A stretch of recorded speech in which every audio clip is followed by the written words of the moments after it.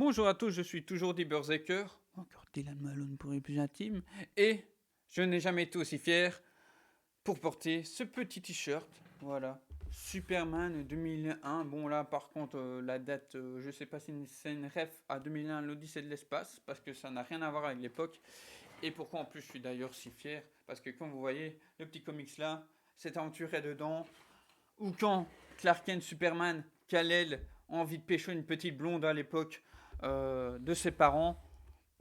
Voilà, ça c'est le genre de petit délire, de petite niaiserie que Jerry Siegel aime bien faire. Mais bref, on n'est pas là pour parler davantage du comics là qui regroupe les 15 récits fondateurs du héros, de l'homme d'acier, de l'homme de demain, de Superman, de l'homme super.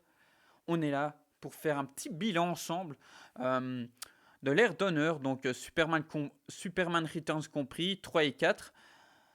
Et vous allez voir que c'est assez compliqué. Globalement, je peux déjà vous dire, sans spoilers, comme vous en doutez peut-être déjà maintenant avec mes petits mots là, et comme je le redirai donc à la fin, que c'est l'exemple presque parfait à ne pas faire pour adapter Superman. Voilà, parce que maintenant, depuis les quelques comics que j'ai lus sur le personnage, du coup, qui m'ont aidé à mieux le cerner, bah, je peux vous dire cela. Voilà, ce n'est que mon ressenti une nouvelle fois. Et ouais, c'était compliqué. De plus en plus, au fur et à mesure qu'on avance dans les films. Mais voilà, je vais vous en dire plus. Avec ça, on va s'aider donc d'une petite tier list des familles. Voilà, je vous mettrai le lien dans la description si vous voulez le faire aussi. Et ouais, on fait ça, hein. Donc, je vous remets un petit générique par rapport au film. Et comme lui, vous voyez à l'arrière, on va essayer de rattacher les wagons ensemble. Les rails, on va essayer de maintenir ça ensemble. Mais c'était compliqué. Ah, c'était compliqué, hein. Je préfère lire du comics. Allez.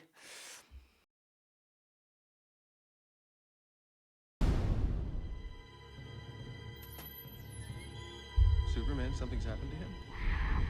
Everybody's saying that he's dead, but I don't know, something pulled me here. I always know when Superman's in trouble. You remember, don't you? I remember everything. You started nuclear war. Be nobody left for you. Fire!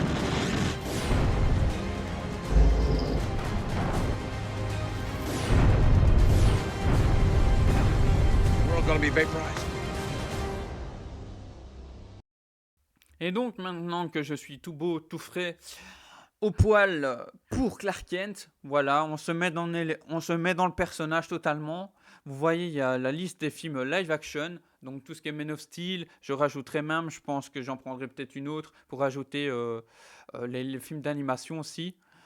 Donc contre l'élite et surtout aussi Men of Tomorrow qui traitent qui sont des petites sortes d'origin story. Et on voit Batman versus Superman. Donc voilà, on parlera un petit peu de son arc. Je le reverrai pour ça, comme tous ici. Bref, comme vous l'avez compris, aujourd'hui, on va se concentrer surtout sur l'ère d'honneur. Donc Superman 1, 2, 3, 4 et Returns, qui en gros serait une sorte de reboot du 3, 4, je dirais même du 2 quelque part. Donc on est en 1978 et vous, si vous ne saviez pas, vous allez retrouver dans la description et en fin de vidéo, surtout en fin de description,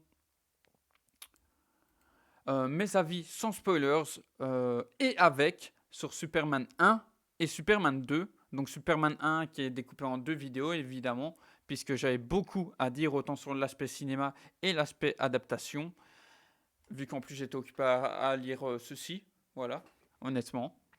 Et Superman 2, j'avais moins à dire en partie sans spoil, tout aussi davantage en partie avec spoilers comme le premier. Donc voilà, vous retrouverez les 4 liens dans la description de la vidéo en plus de la tier list pour faire au mieux pour vous. Si vous êtes curieux, voilà, que vous avez vu ou pas ces films. Superman 3 et 4, j'ai pas fait parce que en fait, il y a des choses que j'ai appréciées. Oui, je l'avoue. Il y a des choses que j'ai appréciées. Je vais revenir un petit peu sur ces films. D'ailleurs, ici, c'est le but pour, mais en quelques mots. Mais il y a vraiment... ouais. C'est, comme j'ai dit, c'est de pire en pire en adaptation. Et Return, c'est pas question que ce soit mauvais ou quoi. C'est juste que déjà, pour vous faire l'amorce de ce film, de mon ressenti, là, quand je l'ai revu cette semaine, Ben, je l'ai même pas fini, hein. J'ai vu 1h30 sur 2 heures, je crois. Ou presque 2 heures sur 2 heures et demie, parce que le film est un peu long quand même. Et ben, je l'ai trouvé insipide en fait. À l'époque, j'aimais bien la prestation de Ross. Mais ouais. Beaucoup de trucs ont mal vieilli, comme les effets spéciaux, l'écriture qui est sympathique, qui respecte un peu le personnage, mais voilà, ça ne va pas plus loin que le bout de son nez. Mais on va y revenir petit à petit. Donc j'amorce. Superman 1, ça sort en 1978. C'est ici la toute première affiche. Donc pour vous résumer vraiment, si vous débarquez maintenant dans cette vidéo, que vous n'avez pas encore vu mes avis, bah déjà là je vous ai donné quelques pistes sur certains, mais le premier, c'est vraiment c'est le moins pire en fait, hein, dans cette ère-là, c'est le moins pire. Ils seront 78, 80, 78, donc 78. Et il faut savoir que si vous ne le saviez pas, et il faut savoir pour rappel que Superman existe sur papier depuis 1938, donc faites le calcul, 40 ans d'histoire. Et en 40 ans d'histoire, comme je l'avais dit sûrement dans les 2 vidéos de Superman 1, au moins une des 2, ils en font pas grand chose en fait. On a l'impression on voit d'ailleurs au début du film, sans spoilers, que Richard Donner a baigné un petit peu dans les premiers comics Superman, donc du Golden Age, vraiment dans les tout débuts. Et c'est compliqué. Déjà, par rapport à ce qui a été fait à cette époque-là, vraiment dans les tout débuts de Superman, c'est compliqué, hein, parce que c'était pas non plus fou, hein, au niveau d'histoire, mais on va dire encore ça va. Et par la suite, il y a quand même eu d'autres trucs. Donc, quand tu fais ça milieu des années 70 et qu'il y a eu 40 ans d'histoire, c'est pas, je trouve, en termes de premier film Superman, enfin premier film, parce que je rappelle aussi Superman and the Mole Man, qui était plus un... Oui, si, il me semble que c'était un premier film cinématographique. D'ailleurs, Oz on a mieux parlé que moi dans son amorce de sa critique Superman 1. Je vous dirais quand même, parce que c'est vraiment une nouvelle fois, quand vous avez commencé à avoir des connaissances sur le personnage, que ça devient de plus en plus compliqué, surtout plus on avance dans les films. Superman 1, tentez-le, parce que c'est vraiment, comme je viens de dire dans le mot aussi, c'est une première tentative réellement de Superman au cinéma, avec beaucoup plus de moyens que dans le premier film Superman and the Mole Man, donc et les hommes taupes. Et puis parce qu'il y a quelques idées comme ça de Richard Donner à certains moments. C'est pas le plus intéressant des réalisateurs, surtout pour l'époque, mais ça va. C'est un film, ça va. Donc, comme vous l'avez compris, moi je le mettrai dans bon. Pour le moment, je le mets dans bon. Après, forcément, je vais devoir le bouger parce que les autres, voilà, c'est compliqué. Mais donc, en termes de film, bon film. Ça révolutionne rien, c'est sympathique, c'est un bon cadrage. On voit qu'il s'est filmé. Il y a des idées intéressantes, mais c'est pas non plus extraordinaire. En termes d'histoire, ça se tient. Mais voilà, comme je dis, ce qui est embêtant, voilà, quand on parle d'histoire, en plus, c'est pas folichon. Et surtout, une nouvelle fois, en termes d'adaptation, 40 ans d'histoire, quoi, les gars. Voilà. Donc Superman 2, on a le film commence par une petite intro. Déjà là c'est compliqué parce qu'en fait, c'est-à-dire que Perry, ok, Lois Lane est sa meilleure reporter, et on nous apprend par lui-même qu'il y a des terroristes, et en gros, de la manière qu'il le dit, qu'il le joue, que c'est mis en scène, c'est inconscient en fait. Je sais plus si celui de Laurence Fishburne était si borderline quelque part, de mettre autant en danger sa reporter juste pour avoir un scoop. Donc déjà tu fais waouh, le film ça commence, c'est déjà compliqué quoi. Et puis voilà, comme je l'ai dit une nouvelle fois, moi je lis de plus en plus celui-ci, ce comics là. Donc plus j'avance, plus que je vois dans les films, ça devient dur. Hein. Vraiment, comme je vous ai dit, en plus le deuxième là, c'est plus d'honneur parce qu'il y a eu des problèmes, etc. dont j'ai oublié le pourquoi et tout, mais en gros, je rappelle Oz, parce que c'est quasiment la chaîne consacrée au DC. Même, je pense peut-être la Ligue des Nains, qu'à un moment on en parlait, mais je suis plus sûr. Énumérer le problème, les problèmes en quelques mots. Et donc, on se retrouve avec un autre Richard Lester, qui là, pour le coup, en termes de réalisation, là où le premier était davantage intéressant, lui, le trois quarts des plans, c'est académique, ils servent à rien.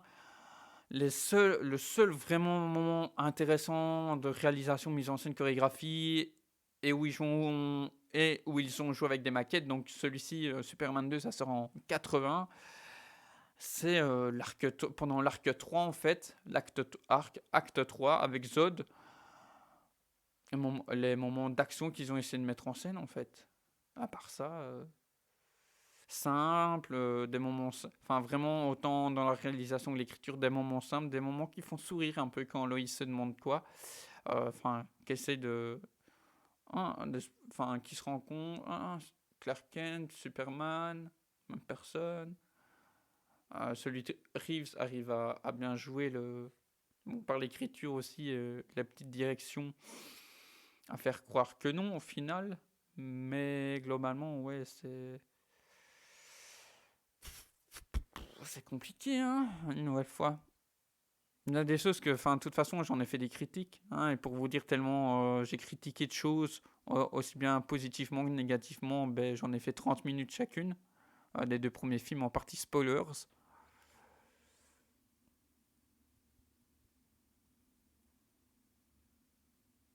Et le problème aussi de ces films, de tous ces films en fait, de tous ces premiers films, on est encore une fois sur, comme dans Return, on a des méchants qui sont méchants, on ne sait pas pourquoi, c'est limite quasi surjoué. Superman, ces 2 premiers films-là, on ne sait pas pourquoi il est Superman.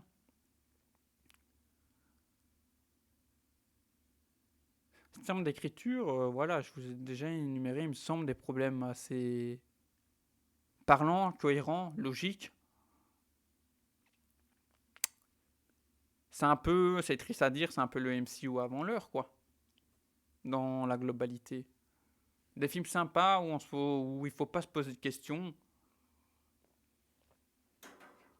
Et pourtant adaptés de comics.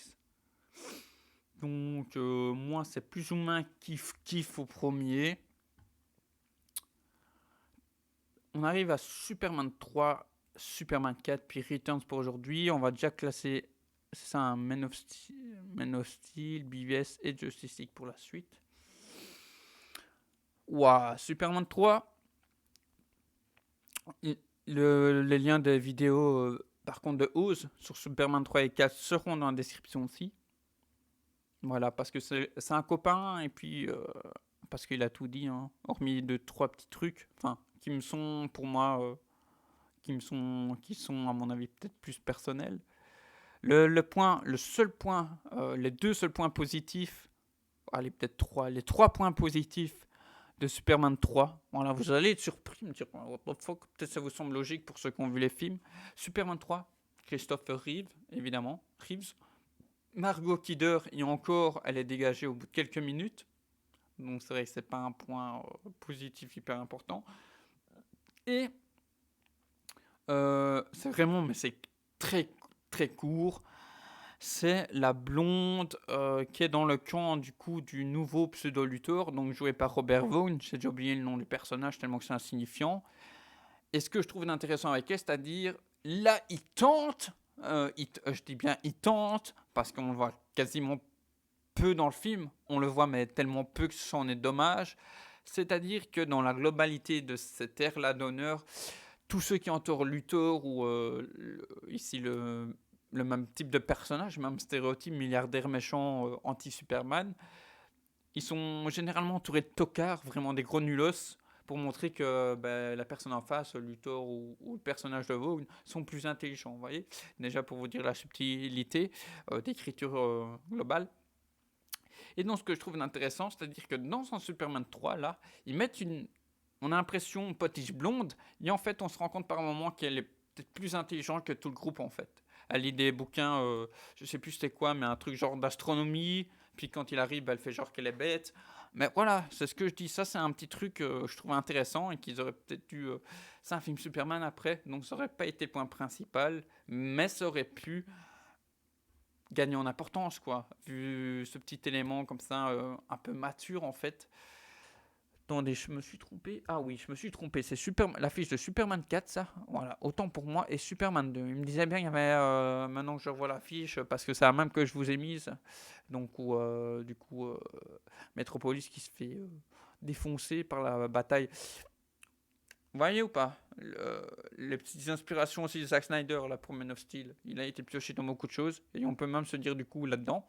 Parce que c'est une idée qui vient beaucoup plus tard dans les comics. Ces affrontements et du coup dégâts dans les villes. C'est important. Ah ouais, et Superman 3, pour anecdote, je ne l'ai jamais... du coup, c'est 3 films avec lesquels j'ai grandi, vraiment quand j'étais petit, que j'ai vu petit à petit. Le 3, ben, c'est celui dont j'avais... Et plus on avance dans les films, moins j'avais de souvenirs de ces films. Le 3, je ne l'ai pas fini, c'est quand je l'ai revu, parce qu'en plus, c'est celui, si je ne dis pas de bêtises, où Superman devient alcoolique et se bat avec lui-même, mais vraiment physiquement, et comme Oz a dit, c'est... Wow. Ok. Et Superman 4, c'est... Désolé si par moment je finis pas mes phrases, mais vraiment, on va pas faire 40 ans sur ce genre de film, voilà, de fiction, hein. On va pas énumérer tous les problèmes, de toute façon, je vous ai dit, tous les liens seront dans la description. Ici, c'est vraiment faire un petit recap.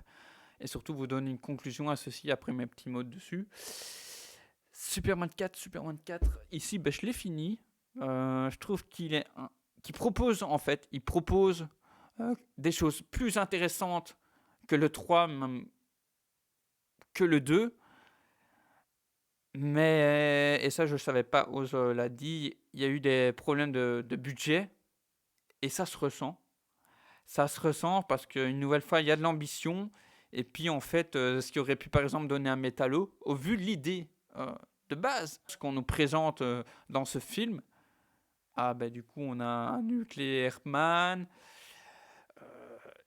on a un acteur qui en fait trop, on a le truc, Oz a dit, il sort, dès qu'il est créé, il est déjà en costume, bon, à la limite passons, il a ce côté costume cuir vraiment catcheur. Enfin, déjà là, ça n'a aucun sens. Quand ils se battent, et là, c'est comme il disait, le manque de moyens fait que c'est du ralenti, mais c'est le ralenti. Voilà.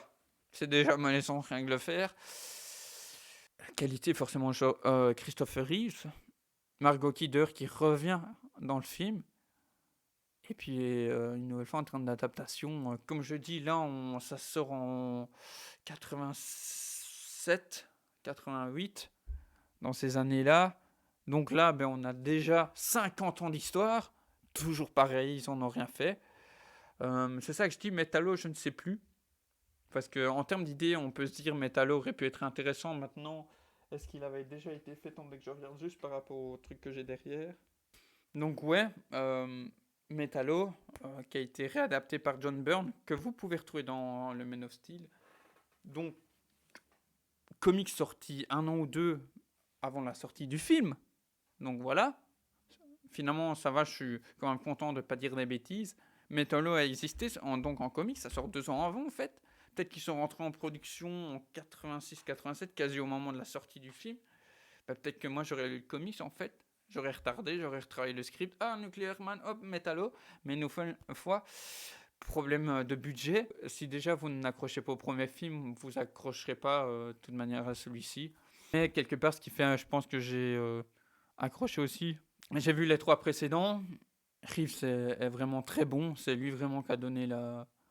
Limite qui a, je sais pas, suivi l'improvisation, qui s'est approprié le personnage, qui a apporté des petites touches comme ça vraiment qu'on retrouvera plus tard dans les comics, notamment chez John Byrne dans la série Lois et Clark, dans Birthright, que je suis occupé à lire, donc les origines, dont je vous parlerai sur la chaîne aussi. Mais à part ça, Superman 4, Ça m'embêterait, je vais vous dire, de le mettre dans dans le What the fuck à côté Superman 3. Mais ça chie tellement sur les X années d'histoire du personnage. Alors pourtant, il y a des scènes, une nouvelle fois, comme Oz a dit, où enfin, c'est dans ce film-là aussi où vous voyez que Superman va parler va parler aux Nations Unies, je crois. C'est intéressant. C'est lié au personnage, dans sa façon d'être, etc. Son travail de vérité, de justice. Mais voilà. Le pourquoi, le truc des missiles et tout. C'est vrai que ça devient facile. Hein. C'est un élément que j'ai pas relevé à chaud. Je m'en base sur ce que j'ai entendu et parce que c'est logique. C'est vrai que du coup, les gars, voilà, j'étais déconnecté sur certains éléments et je pensais pas pour rien vu de ce que j'ai bouffé dans le 3. Comme le chef d'État qui donne facilement leurs missiles. Oui, oui, tiens, Superman. Voilà, c'est vrai que je peux comprendre que ça fasse relever les sourcils. Il y a tellement de footage de toute façon que... Et pourtant, je dis, moi, je vois des éléments de narration intéressants, comme le fait que dans ce Superman-là, c'est la première fois que les gars qui sont en face de Luthor se posent des questions, voire en fait paraissent un petit peu crédibles. Pourquoi on vous donne... Vraiment, par exemple, on a une réplique où, d'ailleurs, c'est un acteur qui joue dans la saga Harry Potter, et il dit à Luthor, en gros, pourquoi on vous donnerait notre argent? Mais, enfin... Oui, en fait, en tant que spectateur, tu te poses la question depuis 4 films. Comment ce mec arrive à avoir du pognon? Ouh, parce que c'est un génie maléfique. Ouh loulou. Mais what the fuck. Donc ouais, Superman 4... Superman 4, bon, je le mets devant le 3.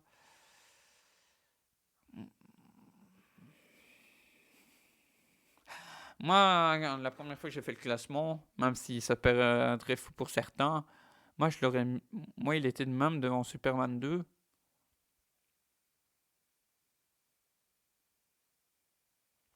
Parce que je trouve que le 2 et le 4, pour moi, c'est quasi la même chose, en fait. En termes d'adaptation et de film. Ouais, non, il y a encore Superman 4.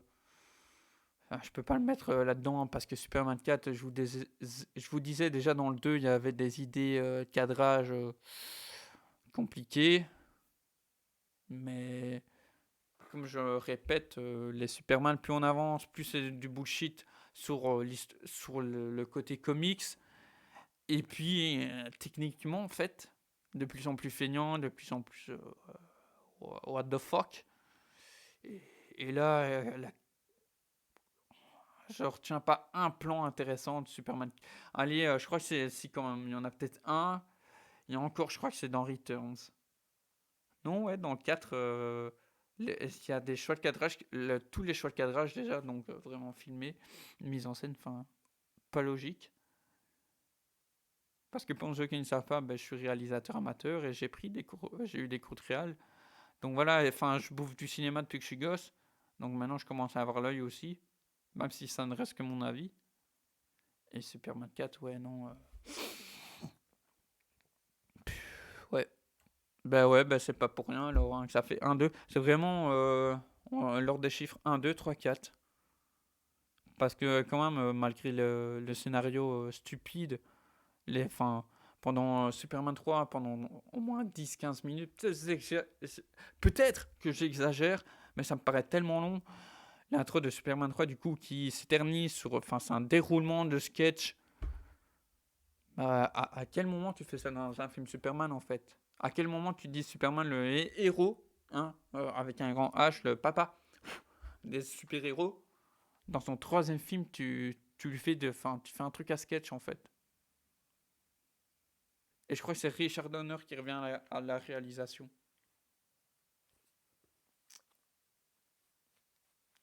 Oui, ok. Mais non, merci en fait. Et donc, on passe à Superman Returns. Je sais pas si vous vous souvenez ce que je vous ai dit tout à l'heure. Superman Returns, Brandon Routh fait le travail.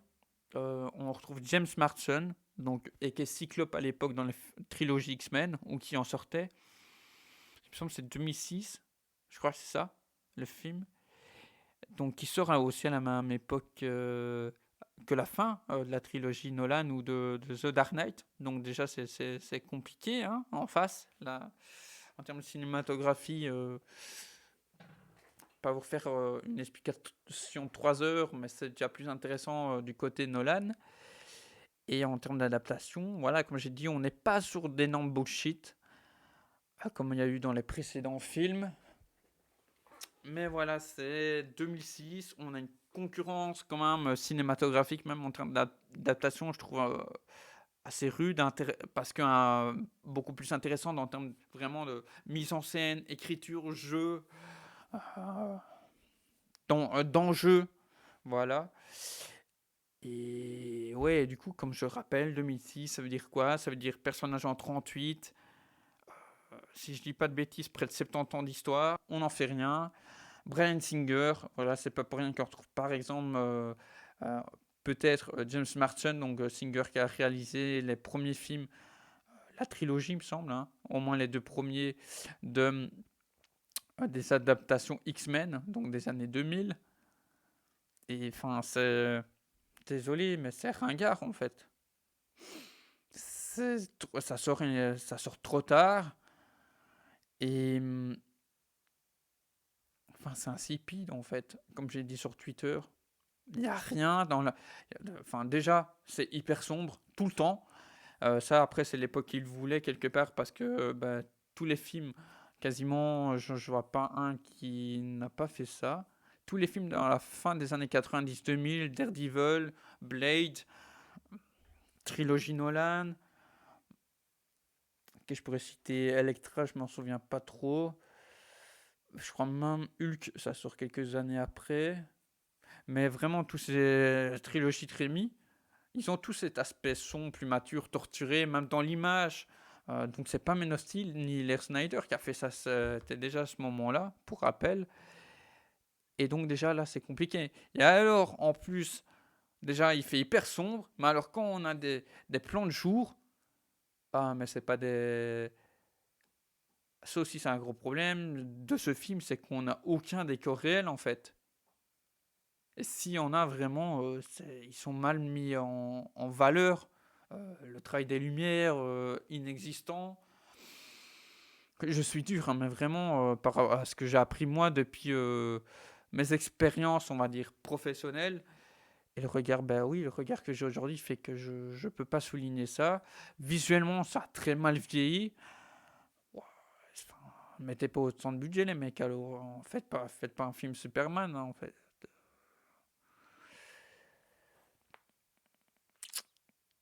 Et pourtant, enfin, il y a un acteur qui est là. Là aussi, en termes d'acteur, pour l'acteur, ils ont été. Je sais pas pourquoi ils ont fait ça.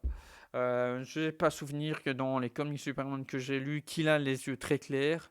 Je sais que Reeves, oui. Mais là, enfin, les gars, ça se voit à 10 km que les lentilles que vous lui avez mis, c'est. Enfin, on voit que c'est des lentilles en fait. On a un bleu vraiment qui nous agresse limite l'œil en fait. On s'en fout en fait. C'est pas grave s'il a pas les yeux bleus comme Reeves. Parce que déjà, si dans l'acting, il faisait quelque chose pour lui ressembler, mais il est tellement.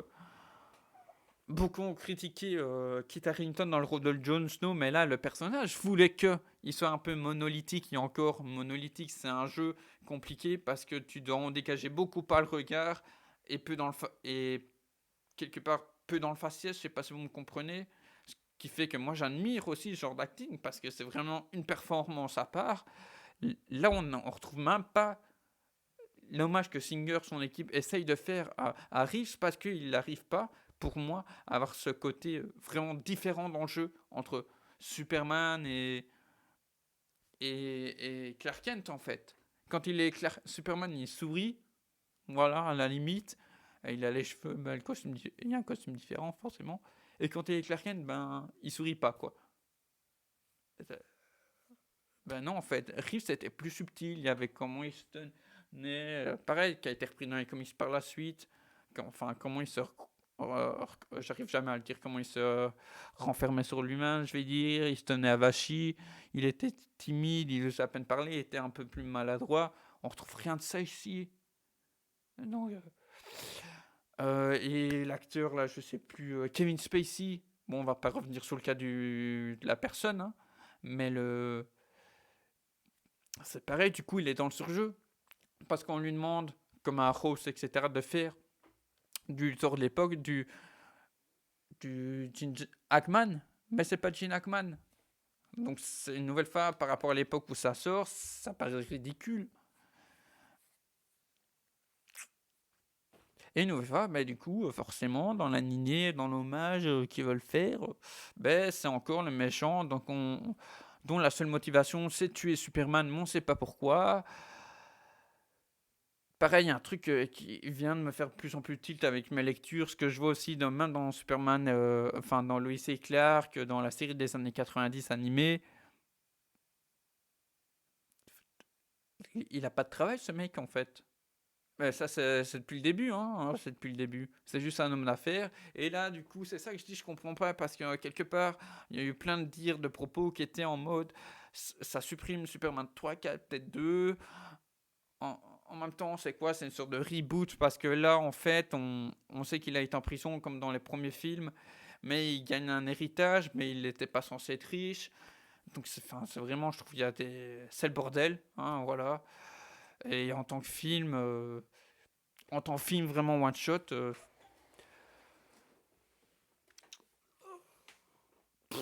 voilà, c'est pas intéressant quoi. Je vais pas m'éterniser, je pense que j'ai fait le tour pour aujourd'hui. Donc en gros ma conclusion c'est, comme je l'ai un peu peut-être dit tout à l'heure, amorcé, c'est tout ce qu'il ne faut pas faire pour une adaptation de Superman, c'est triste à dire.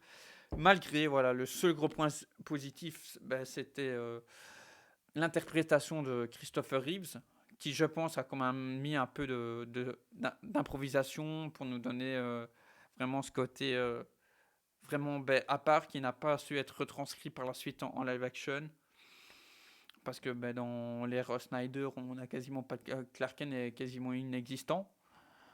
Et puis voilà, c'est des débuts beaucoup plus sombres, mais on reviendra dessus. Là, vraiment, on peut le dire sombre.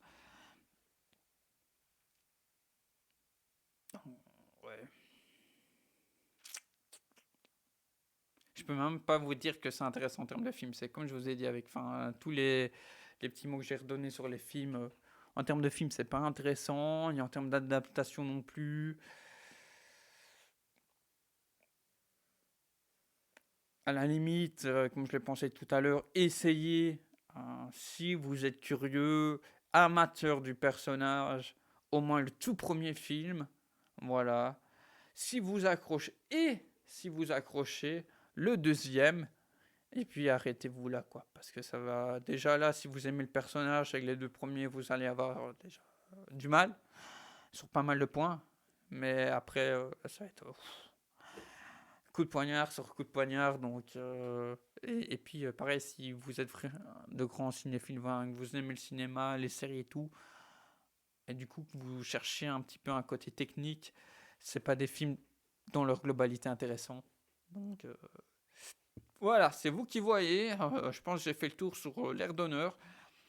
Désolé si pour certains je suis peut-être pas assez concis, mais tout a tellement été dit sur ces films. Et déjà que je pense faire que répéter ce qui a été dit.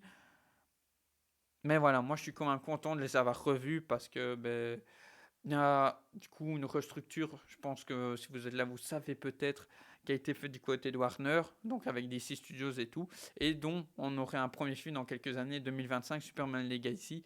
Et je me suis dit, c'était le moment pour vraiment me remettre à jour sur le perso, vraiment mieux le connaître, pour être, voilà, Day One, quand il sera dans les salles, être prêt, voilà, pour cette nouvelle adaptation.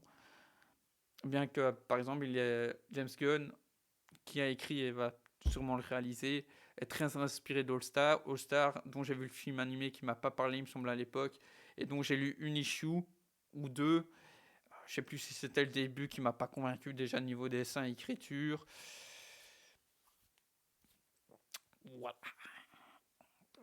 Après à voir. Hein, il y a apparemment, d'après tous les gros fans de l'Homme d'acier en comics, c'est le run à lire. Mais moi, j'ai pas accroché à ce que le peu que j'en ai lu. Peut-être que je retenterai Zichou, mais c'était avoir une Lois Lane avec un fusil, avec un gun laser, moi pas comprendo. Voilà. Et puis, ben, j'ai pas trouvé ça intéressant. Donc voilà, je m'arrête là. C'est pas mal, hein. Ah oui, hein, il faut le mettre quelque part. Ouais. On pourrait même faire une catégorie, le mettre entre deux, quoi. Parce que je l'ai vraiment...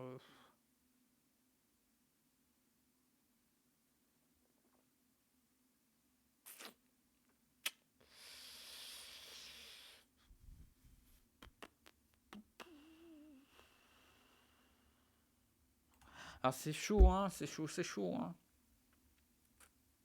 Bon, allez, on va mettre dans bon, parce qu'il est respectueux, mais il est pas fou. Je pense comme ça, c'est bien. Donc, Superman 1, meilleure adaptation, enfin, meilleur film, c'est compliqué, mais meilleur film adaptation. Superman 2, Returns, puis 3 et 4, Moleman pas vu. La fois prochaine, je ne sais pas encore quand, peut-être la semaine prochaine.